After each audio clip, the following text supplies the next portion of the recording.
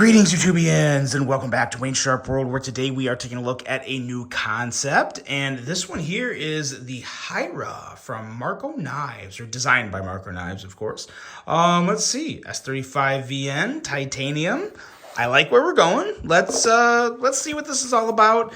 Let you guys know what I think of this. This is not my first time seeing it, so I have carried this a couple times, and here it is. Before I go any further into this review, though, I do want to thank you guys tuning in today. If you like what you see, do me a huge favor, hit that subscribe button, follow along, and I will continue to bring you the content. And we are going to get the box out of the way here and start talking about this guy, because it is it's a nice size knife. I can say that for it. There are some other things that I don't necessarily love about it, but first let's take a look at some overall specs on this knife right here.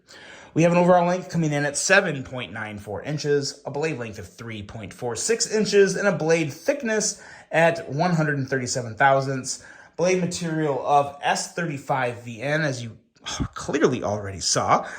We have a Tonto-style blade with a flat grind, handle length coming in at 4.48 inches, titanium for the material, frame lock for the locking mechanism, user of a right hand only, tip-up carry.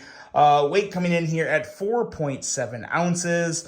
Not a bad design from Marco Knives. I think this is, ergonomically, it is pretty nice. I do like it ergonomically. That's probably my favorite thing about it, because it does feel very secure in my hand.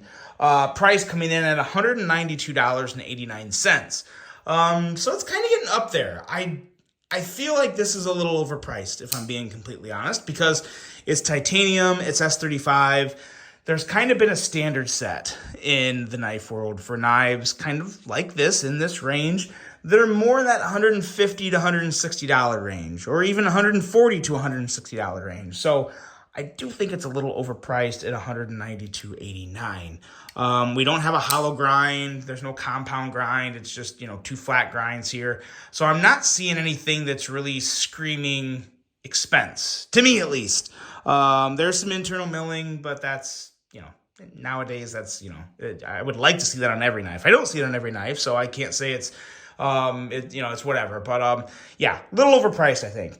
Now, as for the size comparisons, let's not get ahead of ourselves, because a lot of people have never seen this knife before. Let's compare to some other knives that we can probably put a better grasp with. Here is the Spyderco Shaman. That's actually a really good size comparison. And here's the Sencut Serene, a budget and a premium knife that both actually line up really well. So that should give you a pretty good idea of the size of this knife. Let's get one more up here, just for shits and giggles. Here we go. Civivi Sokoke. Everyone knows that. Sokoke is an awesome knife. There you go. There's your size comparisons. Now we know what we have here in terms of just what type of knife we're looking at. And we are looking at a very black knife. All black. Don't mind that. I do like the black wash. I think that the black wash always holds up really well, I think. It wears nice. It looks pretty good. The blade. It's an okay blade. This is, if I'm being completely honest, is probably one of my least favorite Tonto designs that I've come across. Can't say I love that, but it is very sharp. Kansept does do a good job with their edges, and with the S35, you're going to get good performance. So, that is important. Now, when it comes to deployment of the blade, it is very nice with that fuller. The fuller is very fidgety. It adds a whole other level of fidget factor to this knife. So I do really like that. Probably my favorite part of the blade, to be totally honest, is that fuller, because it's really, really good. Of course, I expect Kansept knives to be sharp, guys. I'd be pretty upset if I got a knife from Kansept that wasn't sharp, because they've set a standard along with Kaiser and Vosteed and Artisan Cutlery and Civivi and and all those guys making knives. They do a really good job with their edges. Nowadays, if you get a knife that's not sharp, you should never buy from that company again, to be totally honest, because everyone's doing a really, really good job with razor sharp blades. Kansept is one of them. Flipper tab also works very, very well here. No issues with the frame lock. Nice detent.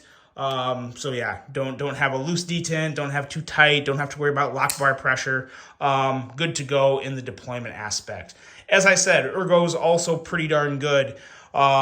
Feels really good in the hand. Really nice landing spot for my thumb. Wish there'd be some jimping there because it kind of even like ramps down a little. Just a perfect landing spot for the thumb.